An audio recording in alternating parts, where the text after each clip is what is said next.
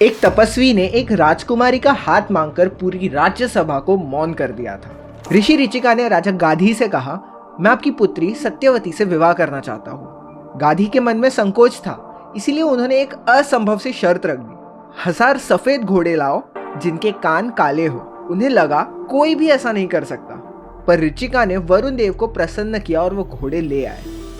सत्यवती उनसे विवाह करके आश्रम में सुखी रहने लगी। जल्द ही ऋचिका ने एक रहस्यमय यज्ञ किया और कहा, इस चावल से तुम एक अति अद्भुत पुत्र को जन्म दोगे। सत्यवती ने विनती की, एक कटोरा मेरी माँ के लिए भी रखिए। 2 कटोरों में प्रसाद रखा गया। मिट्टी का कटोरा सत्यवती के लिए जिसमें सत्व था, एक ब्रह्मवंशी पुत्र के लिए। धातु का कटोरा रानी के लिए जिसमें रजस था, एक शक्तिशाली क्षत्रिय पुत्र के लिए। पर जब सत्यवती ने अपनी माँ को बताया, रानी ने छल किया। तुम्हारा पुत्र तो ऋषि बनेगा, पर मेरा राज्य का उत्तराधिकारी, इसलिए उत्तम कटोरा मुझे ही मिलना चाहिए।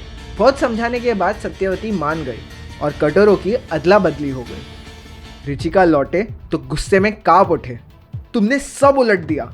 जो क्षत्रिय के योग्य था वो तुमने खा लिया, और जो ब्राह्मण के योग्य था वो रानी ने खा लिया।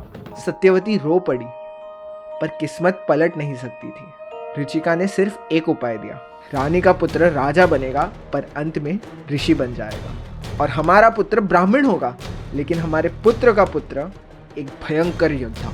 इसी उल्टे किस्मत का फल ये हुआ कि रानी से कौशिका जन्मे और सत्यवती से जमदग्नि।